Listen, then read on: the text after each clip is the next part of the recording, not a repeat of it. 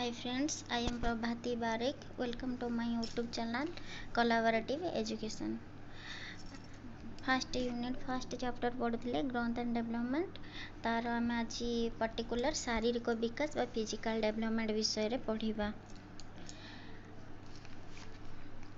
मु आगुआ स्टेज कही देइथिली। Stage fast हो शैशवावस्था 0 ରୁ 3 वर्ष, तापरे आद्य बाल्यावस्था 3 ରୁ 6 वर्ष, परवर्ती बाल्य अवस्था 6 ରୁ 10-12 वर्ष, प्राक कैशोर अवस्था 10-12 ରୁ 13-14 वर्ष। शैशव अवस्था रे आमर शारीरिक विकास कौन हुए? शैशव अवस्था रे आमे खाली देखिबा जे फिजिकल डेवलपमेंट बा शारीरिक विकास कौन कौन होउछि। फर्स्ट होछि शारीरिक विकास द्रुत होई थाए। तमे जानिछो छोट पिलाडे जेतेबेले जन्म हुए तार शारीरिक विकास केते शीघ्र शीघ्र हुए, तार ओजन केते शीघ्र बढ़े, ता उच्चता केते शीघ्र बढ़े। तेणु बार बार सब अंगनवाड़ी सेंटर रे किंबा प्राथमिक स्वास्थ्य केंद्र रे बारंबार ओजन चेक करा होथाय।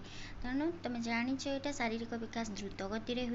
कौन कौन से तमे कौन कौन हबार बा शारीरिक विकास कौन कौन हबारे तमे जानि पारछो कौन हुए? से पेटाए, गुरुंडीबा बांठाए, छिड़ा हुए, ढली ढली चाले, कांथ भांथ धरिक जो चाले, तापरे कौन करे भल भाव चले, तापरे दौड़ीबा आरंभ करे, लंफ डिया आरंभ करे, एक पादरे डेइबा इत्यादि करिथाय केबे शैशव अवस्थार जो शारीरिक विकास रे।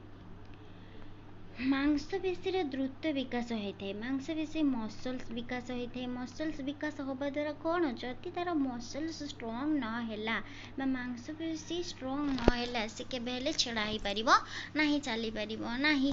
तेणु मांसपेशी रो द्रुत अभिवृद्धि घटी थाए। इंद्रिय गुड़िक कार्यक्षम होता है। आ गोटे कौन इंद्रिय गुड़िक कार्यक्षम होता केबे शैशव अवस्था रे इंद्रिय गुड़िक कार्यक्रम। इंद्रिय कौन आमर आखि, कान, नाक ए सब होचा इंद्रिय। देखियो खाली से छोट पिलाटे चाहूथबो माने सब जिंस को से देखुथबो, शब्द के दिगरो आसु जानि पारथबो।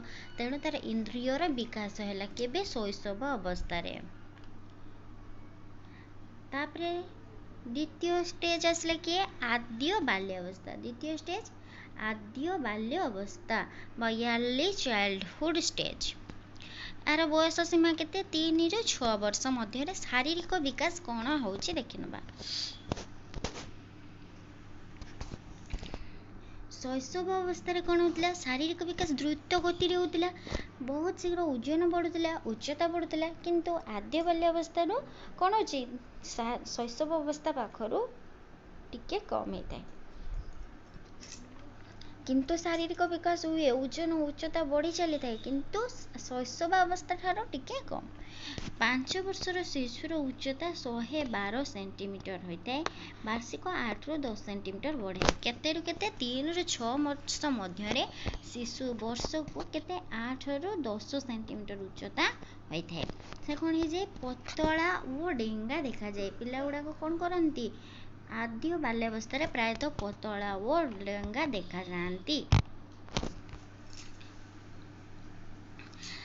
प्रसाधन बा टॉयलेट ट्रेनिंग संबंधी अभ्यास और दक्षता शिखी था। मलमूत्र त्याग केमती करेंगे से नियंत्रण करि पारंती। नियंत्रण मलमूत्र त्याग को नियंत्रण करि पारंती आ केमती परिष्कार परिच्छन्न रहिबे सेटा शिखी था केबे आद्य बाल्य अवस्था रे 3 ରୁ 6 वर्ष बयस मध्य रे। ସେମାନେ ଆଉ कौन शारीरिक विकास होता है। शारीरिक काम कौन करते विकास कहले कार्यक्षम अवस्था आउ कौन करते गछ चढ़ी पारे, कांथ चढ़ा, बॉल फिंगिबा, कलम और पेनसिल धरी चित्र आंकिबा, लेखालेखी करवा आरंभ कर दे थांती। गछ चढ़ा, कांथ ऊपर चढ़ा, बॉल फिंगिबा एसबू होची हमर ग्रोस मोटर डेवलपमेंट बा स्थूल मांसपेशी जनित विकास। तापरे कलम और पेनसिल धरी चित्र आंकिबा, लेखालेखी करवा ये हूँ कौन fine motor development. Fine motor सूक्ष्म सूक्ष्म मांसपेशी विकास कहि परिबो बा सूक्ष्म गतिक विकास मध्य कहि परिबो। तापरे से 2 नंबर स्टेज रो परवर्ती बाल्य अवस्था। परवर्ती बाल्य अवस्थार बयस सीमा केते 6 ରୁ 10-12 वर्ष। ପରବର୍ତ୍ତୀ ବାଲ୍ୟାବସ୍ଥାର ବୟସ ସୀମା 6 ରୁ 10-12 ବର୍ଷ। ସେ ଭିତରେ ସେ କ'ଣ ଶିଶୁଟି କ'ଣ ଶାରୀରିକ ବିକାଶ ହୋଇଥାଏ, ସେ କ'ଣ କାର୍ଯ୍ୟ କରିବା ପାଇଁ ସକ୍ଷମ ହୋଇଥାଏ ଜାଣିନେବା। ଶରୀର ଗଣ୍ଡି ତୁଳନାରେ ହାତ ଗୋଡ଼ ଦ୍ରୁତ ବେଗରେ ବଡ଼ ଓ ଶକ୍ତ ହେବାକୁ ଲାଗେ, ଲମ୍ବା ଓ ପତଳା ଦେଖାଯାନ୍ତି। ତେଣୁ ଆଦ୍ୟ ବାଲ୍ୟ ଅବସ୍ଥାରେ ପିଲାଟି କ'ଣ ହେଉଥିଲା, ତାର ଉଚ୍ଚତା ବଢ଼ି ଚାଲିଥିଲା 8 ରୁ 10 ସେଣ୍ଟିମିଟର। ଏଠି ବି କ'ଣ ହେଉଛି, ହାତ ଗୋଡ଼ ଦ୍ରୁତ ବେଗରେ ବଢ଼ିଥାଏ କିମ୍ବା ଶକ୍ତ ହୋଇଥାଏ, ତେଣୁ ପିଲାଟି ଲମ୍ବା ଓ ପତଳା ଦେଖାଯାଆନ୍ତି। ସୂକ୍ଷ୍ମ ଓ ସ୍ଥୂଳ ମାଂସପେଶୀରେ ଅଧିକ ଅଭିବୃଦ୍ଧି ଘଟେ, ତେଣୁ ଲେଖାଲେଖି, ପଢ଼ାପଢ଼ି, ଖେଳକୁଦରେ ଅଗ୍ରଗତି ହୋଇଥାଏ।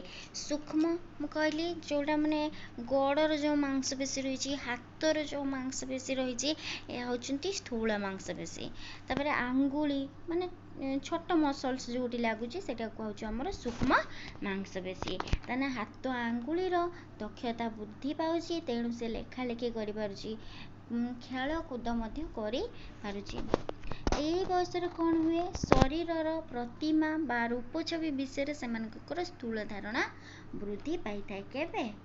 ପରବର୍ତ୍ତୀ ବାଲ୍ୟ ଅବସ୍ଥାରେ ଶରୀର ଓ ରୂପଛବି ବିଷୟରେ ସେମାନଙ୍କର ଏକ ସ୍ଥୂଳ ଧାରଣା, ନିଜ ବିଷୟରେ ଧାରଣା, ମୁଁ ଦେଖିବା ପାଇଁ କେତେ ସୁନ୍ଦର, ମୁଁ ଗୋରା, କଳା, ଡେଙ୍ଗା କି ବାଙ୍ଗରା, ଏଇସବୁ ଶରୀର ବିଷୟରେ ତା ନିଜ ରୂପଛବି ବିଷୟରେ ତାର ଧାରଣାଟା ବଢ଼ିଥାଏ। କେବେ? ପରବର୍ତ୍ତୀ ବାଲ୍ୟ ଅବସ୍ଥାରେ। ତାପରେ ଆତ୍ମପ୍ରତ୍ୟୟର ବିକାଶ ହୋଇଥାଏ। କେବେ? ପରବର୍ତ୍ତୀ ବାଲ୍ୟ ଅବସ୍ଥାରେ ତାର ଆତ୍ମପ୍ରତ୍ୟୟର ବିକାଶ ହୋଇଥାଏ।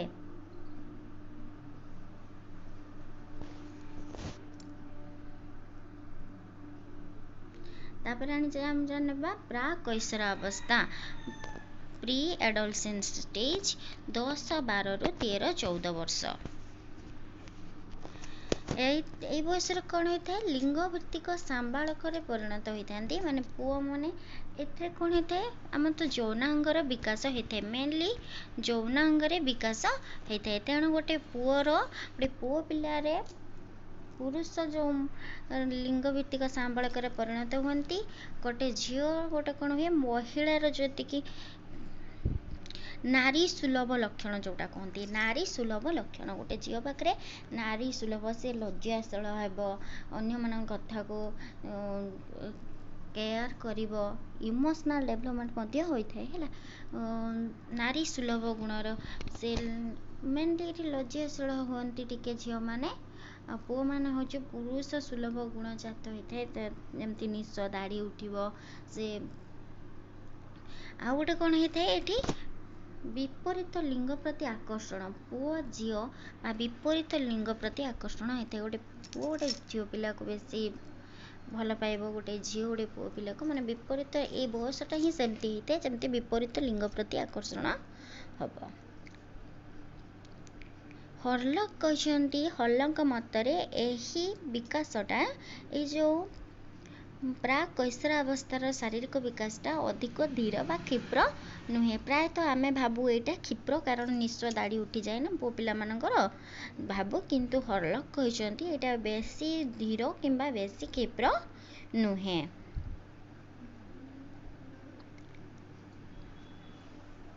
এটা ଗୋଟେ ଭିନ୍ନ ପ୍ରକାର, ବିଶେଷ ପ୍ରକାରର ପରିବର୍ତ୍ତନ, ବିଶେଷ ପ୍ରକାରର କ'ଣ ବିକାଶ ହୋଇଥାଏ। ଏହି ପର୍ଯ୍ୟାୟଟାକୁ ପ୍ରାକ୍ କୈଶୋର ଅବସ୍ଥାରେ ବିଶେଷ ପ୍ରକାରର ପରିବର୍ତ୍ତନ ହେଇଥାଏ। ଆଉ ଗୋଟେ କଥା ମନେ ରଖିବା, ଆଗେ ପୁଅ ପିଲାମାନଙ୍କର ଶାରୀରିକ, ଏଇ ଯେଉଁ ଶୈଶବ ଅବସ୍ଥାରେ ଶାରୀରିକ ବିକାଶଟା ଝିଅମାନଙ୍କର ଆଗେ ହେଇଥାଏ, 18 ରୁ 19 ବର୍ଷ ମଧ୍ୟରେ ହେଇଯାଇଥାଏ ପ୍ରାୟତଃ।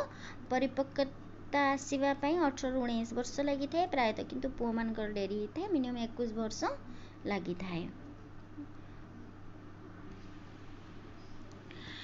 ତାପରେ ମୁଁ ଗୋଟେ ଲେଖିବା ପାଇଁ ଭୁଲି ଯାଇଛି, ଗୋଟେ କ'ଣ ହେଉଛି ଆମର ଏଇ ଯେଉଁ ଶାରୀରିକ ବିକାଶଟାକୁ ଦୁଇ ଭାଗରେ ବିଭକ୍ତ କରାଯାଇଛି। ଗୋଟେ ହେଉଛି ଗ୍ରୋସ୍ ମୋଟର ଡେଭଲପମେଣ୍ଟ, ଆଉ ଗୋଟେ ହେଉଛି ଫାଇନ୍ ମୋଟର ଡେଭଲପମେଣ୍ଟ। ଯେମାନେ ଦେଖୁଛନ୍ତି ନା ଟିକେ ଲେଖି ନିଅନ୍ତୁ। ଗ୍ରୋସ୍ ମୋଟର ଡେଭଲପମେଣ୍ଟ ହେଉଛି ସ୍ଥୂଳ ଗତିକ ବିକାଶ, ଫାଇନ୍ ମୋଟର ଡେଭଲପମେଣ୍ଟ ହେଉଛି ସୂକ୍ଷ୍ମ ଗତିକ ବିକାଶ। ସ୍ଥୂଳ ଯେଉଁଠି ବୃହତ୍ ମାଂସପେଶୀର ବ୍ୟବହାର ହୁଏ, ସ୍ଥୂଳ ମୋଟର ଡେଭଲପମେଣ୍ଟ ହେଉଛି ଯେଉଁଠି ବୃହତ୍ ମାଂସପେଶୀ ଯଥା ଗୋଡ଼, ହାତ ଏସବୁ ବ୍ୟବହାର କରୁଛ, ସେଟା ହେଉଛି ସ୍ଥୂଳ ଗତିକ ବିକାଶ। ଧରାଯାଉ ସାଇକେଲ ଚଲେଇଲ, ସେଟା ହେଉଛି ସାଇକେଲ ଚଲେଇବ, ପେଡାଲଟା ମାଡ଼ିଲ ନା, ସେଟା ହେଉଛି ସ୍ଥୂଳ ଗତିକ ବିକାଶ। ଦୌଡ଼ିଲ, ସ୍ଥୂଳ ଗତିକ ବିକାଶ। ତାପରେ ଫାଇନ୍ ମୋଟର ଡେଭଲପମେଣ୍ଟ, ସୂକ୍ଷ୍ମ ଗତିକ ବିକାଶ। ଫାଇନ୍ ମୋଟର ଡେଭଲପମେଣ୍ଟରେ କ'ଣ କରୁଛ ତୁମେ? ଧରାଯାଉ ଗୋଟେ ଚିତ୍ର ଆଙ୍କୁଛ, ଏଇଟା ହେଉଛି ଫାଇନ୍ ମୋଟର ଡେଭଲପମେଣ୍ଟ। ତାପରେ ହେଉଛି ଆଖିରେ କଜଳ ଲଗାଉଛ, ସେଟା ହେଉଛି ଫାଇନ୍ ମୋଟର ଡେଭଲପମେଣ୍ଟ। ବୁଝିହେଲା? ଶାରୀରିକ ବିକାଶରେ ତୁମେ ପଢ଼ିଲ ଆଜି କେଉଁ ଷ୍ଟେଜ୍ରେ କେମିତି ପରିବର୍ତ୍ତନ ହେଉଛି, ଶାରୀରିକ ବିକାଶ ହେଉଛି, ତାକୁ ଛାଡ଼ିକି ଶାରୀରିକ ବିକାଶକୁ ଆମେ ଦୁଇ ଭାଗରେ ବିଭକ୍ତ କଲୁ, gross motor and fine motor. ତାପରେ ଚାଲନ୍ତୁ ଆଜିର କିଛି କ୍ୱେଶ୍ଚନ୍ କରିନେବା। ଏ ତ ଛୋଟ ଛୋଟ ବିଷୟ ନା, ସେଥିପାଇଁ କ୍ୱେଶ୍ଚନ୍ ଗୁଡ଼ା ସାଙ୍ଗରେ ହିଁ ଦେଇଦେଉଛୁ। ଶିଶୁ ମାତୃଗର୍ଭରେ କେତେ ଦିନ ରହିଥାଏ? ପ୍ରଥମ କ୍ୱେଶ୍ଚନ୍, ଶିଶୁ ମାତୃଗର୍ଭରେ କେତେ ଦିନ ରହିଥାଏ? 250 ଦିନ, 280 ଦିନ, 380 ଦିନ, 260 ଦିନ। ସଠିକ୍ ଉତ୍ତର ହେଉଛି ବି, 280 ଦିନ। ଜନ୍ମ ସମୟରେ ଶିଶୁର ମସ୍ତିଷ୍କ ଓ ଶରୀରର ଅନୁପାତ କେତେ? ଏଇଟା ପ୍ରାୟତଃ ଏଇଥର ଏକ୍ଜାମ୍ରେ ଆସିଥିଲା। ଜନ୍ମ ସମୟରେ ଶିଶୁର ମସ୍ତିଷ୍କ ଓ ଶରୀରର ଅନୁପାତ କେତେ? ଏଇଟା ଏଇଥର ଆସିଥିଲା। 1/4 ମାନେ ଟୋଟାଲ୍ ଶରୀର ଯଦି 4 ଭାଗ ହୁଏ, ମସ୍ତିଷ୍କ 1 ଭାଗ ନେଇଥାଏ। କେବେ? ଜନ୍ମ ସମୟରେ। କାରଣ ମସ୍ତିଷ୍କର ବିକାଶଟା ଆରମ୍ଭ ହୋଇକି ଆମର ପାଦ ପର୍ଯ୍ୟନ୍ତ ଯାଇଥାଏ ନା, ତେଣୁ ମସ୍ତିଷ୍କ ପୁରା ଶରୀରର 1 ଭାଗ, ମାନେ ପୁରା ଶରୀରକୁ ଯଦି ଆମେ 4 ଭାଗ ନେବା, ମସ୍ତିଷ୍କ 1 ଭାଗ ହୋଇଥାଏ। 1/4। ଅପସନ୍ ସି ଏଠି ଠିକ୍ ଉତ୍ତର। କେଉଁ ମାସରେ ଶିଶୁର ଦାନ୍ତ ଉଠିଥାଏ? କେତେ ମାସରେ ହେଲେ ଶିଶୁଟିର ଦାନ୍ତ ଉଠିଥାଏ? 6 ମାସ ହେଲେ ଶିଶୁଟିର ଦାନ୍ତ ଉଠିଥାଏ। କେତେ ମାସରେ ଶିଶୁ ନିଜର ବାହୁ, ହାତ, କଟି ଓ ଆଙ୍ଗୁଠିକୁ ନିୟନ୍ତ୍ରଣ କରିପାରେ? 7 ମାସରେ ଶିଶୁ ନିଜର ବାହୁ, ହାତ, କଟି ଓ ଆଙ୍ଗୁଠିକୁ ନିୟନ୍ତ୍ରଣ କରିପାରେ। ଅପସନ୍ ଏ ହେଉଛି ଏହାର ସଠିକ୍ ଉତ୍ତର। କେତେ ବୟସରେ ଶିଶୁ ବିଭିନ୍ନ ଜିନିଷକୁ ହାତରେ ଧରିପାରେ? ମାନେ ତାର ଫାଇନ୍ ମୋଟର ଡେଭଲପମେଣ୍ଟ ହେଇପାରେ। 2 ବର୍ଷ ହେଲେ ସେ ସବୁ ଜିନିଷକୁ ଧରେ। ଟିକେ ଛୋଟ ବାଲ୍ଟି, ଖାଲି ବାଲ୍ଟିଟାକୁ ଧରିକି, ଛୋଟ ଛୁଆଟା ଖାଲି ବାଲ୍ଟି ଧରିଥିବ, ଖାଲି ମଗଟାକୁ ଧରିଥିବ। କେତେ ବର୍ଷ ବୟସ ହେଲେ ପାରିବ? ସେ 2 ବର୍ଷ ହେଲା। ତାମାନେ ଆଙ୍ଗୁଳି ଗୁଡ଼ା, ମାନେ ସୂକ୍ଷ୍ମ ମୋଟର କୁହାଗଲା ଆମର ଫାଇନ୍ ମୋଟର ଡେଭଲପମେଣ୍ଟ 2 ବର୍ଷର ହୁଏ, ତେଣୁ ସେ ତା ହାତରେ ବିଭିନ୍ନ ଜିନିଷକୁ ଧରି ପାରିବ। ଜନ୍ମ ସମୟରେ ଶିଶୁର ଉଚ୍ଚତା ଓ ଓଜନ କେତେ ହେଇଥାଏ? ଜନ୍ମ ସମୟରେ ଶିଶୁର ଉଚ୍ଚତା ଓ ଓଜନ କେତେ ହେଇଥାଏ? 18ରୁ 20 ଇଞ୍ଚ। କ'ଣ? ଉଚ୍ଚତା 18ରୁ 20 ଇଞ୍ଚ ହେଇଥାଏ, ଆଉ ଓଜନ 6ରୁ 8 ପାଉଣ୍ଡ ହୋଇଥାଏ। ଅପସନ୍ ଏ ସଠିକ୍ ଉତ୍ତର। ଅପସନ୍ କିଛି ଆସିଲା ମିଟର ନୁହେଁରେ।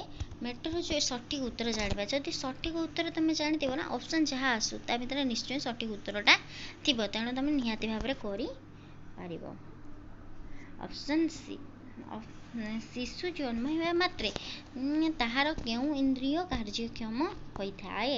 ଜନ୍ମ ହେବା ମାତ୍ରେ ଶିଶୁର କେଉଁ ଇନ୍ଦ୍ରିୟ କାର୍ଯ୍ୟକ୍ଷମ ହୋଇଥାଏ? କେଉଁ ଇନ୍ଦ୍ରିୟ ହୋଇଥାଏ? ଦର୍ଶନେନ୍ଦ୍ରିୟ। ଦେଖିବ ପିଲାଟି ଯେତେବେଳେ ଜନ୍ମ ହେଉଛି, ସେ କ'ଣ କରିଥାଏ? ଶିଶୁଟି ଜନ୍ମ ହେବା ମାତ୍ରେ ତାର କେଉଁ ଇନ୍ଦ୍ରିୟ କାର୍ଯ୍ୟକ୍ଷମ ହୋଇଥାଏ? ଦର୍ଶନେନ୍ଦ୍ରିୟ। କାରଣ ଶିଶୁଟି ଯେତେବେଳେ ଜନ୍ମ ହେଇଛି, ଛୋଟ ଛୁଆକୁ ଦେଖିବ, ସିଏ କିଛି ବି କରିଥାଉ କି ନ କରିଥାଉ, ଖାଲି ଜଳ ଚାହୁଁଥିବ, ଚାରିଆଡ଼େ ଖାଲି ଚାହୁଁଥିବ, ତେଣୁ ତାର ଫାଷ୍ଟ ଦର୍ଶନେନ୍ଦ୍ରିୟଟା କାର୍ଯ୍ୟକାରୀ ହୋଇଥାଏ। ତାପରେ ଆସିଲା 8 ନମ୍ବର କ୍ୱେଶ୍ଚନ୍। ଜନ୍ମର କେତେ ମାସ ମଧ୍ୟରେ ଶିଶୁର ସବୁ ଇନ୍ଦ୍ରିୟ କାର୍ଯ୍ୟକ୍ଷମ ହୋଇଥାନ୍ତି ବା କାର୍ଯ୍ୟକ୍ଷମ ହେଇଯାନ୍ତି? ଇନ୍ଦ୍ରିୟ, ସବୁ ଇନ୍ଦ୍ରିୟ, ଏଇଟା କେଉଁଠି ପଢ଼ିଥିଲେ? ଇନ୍ଦ୍ରିୟ କାର୍ଯ୍ୟକ୍ଷମ ହେଇଯାନ୍ତି ବୋଲି ଆମେ ପଢ଼ିଥିଲେ ଶୈଶବ ଅବସ୍ଥାରେ। ତେଣୁ ଶୈଶବ ଅବସ୍ଥା କେତେ? 0ରୁ 3। ତଥାପି ତା ମଧ୍ୟରେ ସେ କେତେ ମାସର ହେଲେ ତାର ଇନ୍ଦ୍ରିୟ ଗୁଡ଼ାକ କାର୍ଯ୍ୟକ୍ଷମ ହେଇଯାନ୍ତି? ଅପସନ୍ ବି ହେଉଛି ସଠିକ୍ ଉତ୍ତର। 6ରୁ 12 ମାସ। 6ରୁ 12 ମାସ ହେଲେ ତାର ପଞ୍ଚ ଇନ୍ଦ୍ରିୟ ରହିଲା, ଆଖି, କାନ, ନାକ, ପାଟି, ଏସବୁ ଆମର କାର୍ଯ୍ୟକାରୀ ହେଇଯାନ୍ତି। କେବେ? 6ରୁ 12 ମାସ ମଧ୍ୟ। ଦେଖ, ଆଖି ସେ ଚାହୁଁଥାଏ, ଛୁଆ ମାନେ ଜନ୍ମ ହେଲା ପାଖରୁ ତା ଦର୍ଶନେନ୍ଦ୍ରିୟଟା ବିକାଶ ହେଇଥାଏ, ଚାହିଁଥାଏ। ତାପରେ ଦେଖିବ ସେ ଶବ୍ଦ ବାହାରିପାରୁଛି, କେ ଦିଗକୁ ଶବ୍ଦ ହେଉଥିବ, ବୁଲି ବୁଲି ଚାହିଁବ, ଶବ୍ଦ ବାହାରିପାରୁଛି। ତାପରେ ତାର ପାଟି କାମ କରିପାରୁଛୁ, କାନ୍ଦି ପାରୁଛୁ, ତାହେଲେ ପାଟି କାମ କରିପାରୁଛୁ, ବାକ୍ ଇନ୍ଦ୍ରିୟ। ମାନେ 6ରୁ 12 ମାସ ମଧ୍ୟରେ କ'ଣ ହେଇଥାଏ? ସବୁ ଇନ୍ଦ୍ରିୟ କାର୍ଯ୍ୟକ୍ଷମ ହେଇପାରନ୍ତି। क्वेश्चन नंबर 9 5 वर्ष बयस बेलकर शिशुर ओजन केते उच्चता केते सेंटीमीटर होता है 5 वर्ष बयस बेलू से दे देथिला। फर्स्ट क्वेश्चन देला जन्म समय शिशुर ओजन उच्चता दे देथिला। एबे आसला 5 वर्ष बेलू केते होता है 112 सेंटीमीटर केते होता है 112 सेंटीमीटर। ऑप्शन सी होचे एटारे ठीक उत्तर। आ टिके आगुरा हमें पढ़ी नेथिलु एठी केते नंबर 6 नंबर क्वेश्चन हमें पढ़िथिलु 6 नंबर जन्म समय शिशुर उच्चता और ओजन केते होता है पढ़िथिलु 18 रु 20 इंच होता है तार उच्चता 6 रु 8 पाउंड होता है तार ओजन। तापर हमें कौन पढ़लु एठी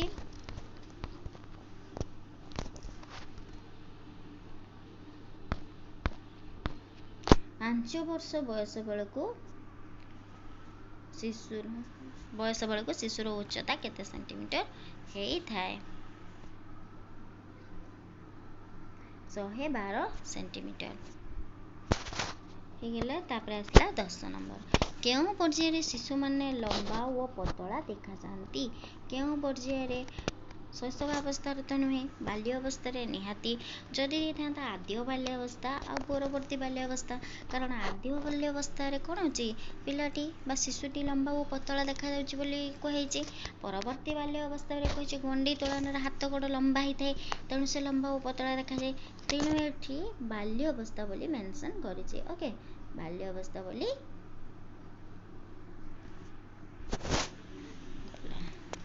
तापर आसला विकासर केउं पर्यायर 11 नंबर क्वेश्चन विकासर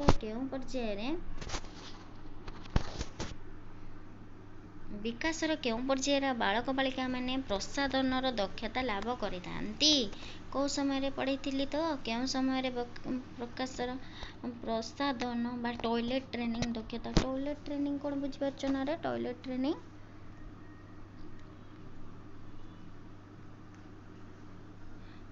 माने मलमूत्र त्याग करने को नियंत्रण करने और परिष्कार परिच्छन्न रहा यहाँ हूँ टॉयलेट ट्रेनिंग। ओके कौ अवस्था ये पढ़ाई आम जो स्टेज रे डिस्कस करूँ आद्य बाल्य अवस्था से प्रसाधन संबंधी अभ्यास दक्षता लाभ करी अभ्यास भी लाभ करी दक्षता भी लाभ करी ऑप्शन ए है आद्य बाल्य अवस्था सठिक उत्तर। तापरे 12 नंबर क्वेश्चन देख विकासर केउं पर्यायर शिशुर लेखालेखी चित्र आंकिबा आरंभ करे देख ये मेंशन करछि आरंभ करे बुझिले ना आरंभ जदि देइथिबो कोन करिवो आद्य बाल्य अवस्था आरंभ करूछि किंतु परवर्ती बाल्य अवस्था कोन तार सूक्ष्म और स्थूल मांसपेशीर अभिवृद्धि घटी थाए तेणु से लेखालेखी पढ़ापढ़ी खेलकूद अग्रगति होता है आरंभ केबे करे आद्य बाल्य अवस्था से आंकिबा ता माने जो सूक्ष्म मांसपेशी ना फाइन मोटर तार विकास आरंभ होता है माने से आरंभ करे लेखालेखी करबा चित्र आंकिबा आरंभ करूची आद्य बाल्य अवस्था फाइन मोटर डेवलपमेंट आद्य बाल्य अवस्था रे होता है। 13 नंबर क्वेश्चन देखो विकास रे केउं पर्यायर शिशु निज रूप छवि व प्रतिमा विषय धारणा पाई था एटा कहि देथिले निज रूप छवि माने सी केते गुरा केते कला डेंगा कि बांगरा ताटू के भल ताटू के खराब से निजको तुलना करे केउं बयस रे से करे परवर्ती बाल्य अवस्था केबे करे परवर्ती बाल्य अवस्था रे से करिथाए। विकास केउं पर्यायर शिशु निज रूपछवि प्रतिमा विषय धारण करे ना परवर्ती बाल्य अवस्था रे करिथाए। 14 नंबर क्वेश्चन विकास केउं पर्यायर शिशु सूक्ष्म और स्थूल मांसपेशीर अभिवृद्धि होइथाए सूक्ष्म और स्थूल मांसपेशीर अभिवृद्धि होइथाए केबे परवर्ती बाल्य अवस्था रे केबे होइथाए परवर्ती बाल्य अवस्था रे किंतु सूक्ष्म और स्थूल मांसपेशी जो रहिला हमर अभिवृद्धि आरंभ केबे होइथाए आद्य बाल्य अवस्था रे आरंभ माने हो जाइथाए किंतु मांस अभिवृद्धि घटी थाए केबे टोटल केबे होइथाए परवर्ती बाल्य अवस्था रे। क्वेश्चन नंबर 15 प्राक कैशोर अवस्था घटुवा परिवर्तन क्षिप्र नुहे कि धीर नुहे यह कहार मत पढ़ेला बेले मुझे कही एटा कहार मत एटा हर्लंक मत कहार मत एटा हर्लंकर प्राक कैशोर अवस्था घटुवा परिवर्तन अधिक क्षिप्र किंबा अधिक धीर नुहे यह हर्लक कहते ऑप्शन बी एठार सठिक उत्तर विकासर केउं पर्यायर बालिका बालिका माने परस्पर प्रति आकर्षित हुअन्ति एटा पढ़ेइथिली प्राक कैशोर अवस्था 10 12 रु 13 14 प्री एडल्सन स्टेज रे पुओ झियो माने विपरीत लिंग पुओ झियो मानक प्रति झियो माने पुओ मानक प्रति आकर्षित होइथान्ति प्राक कैशोर अवस्था 10 रु 12 बा 13 रु 14 वर्ष मध्य एथिरे आ गोटे कोन परिवर्तन होइथाय बोली कहिथिली पुओ माने पुरुष सुलभ गुण आ झील मान मध्य नारी सुलभ गुण देखा जाए पुरुष मान निश दाढ़ी उठा स्वप्न दोष झील मान क्षेत्र में किछि ऋतुस्राव यह सब आरंभ होता है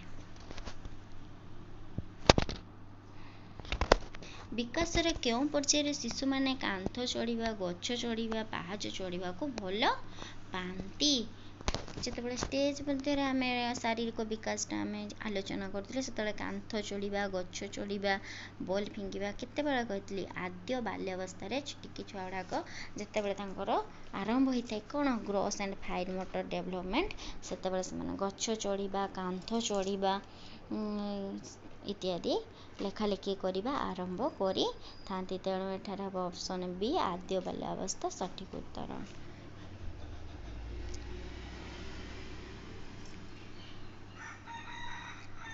आज क्लास एतिकी thank you for watching like share and subscribe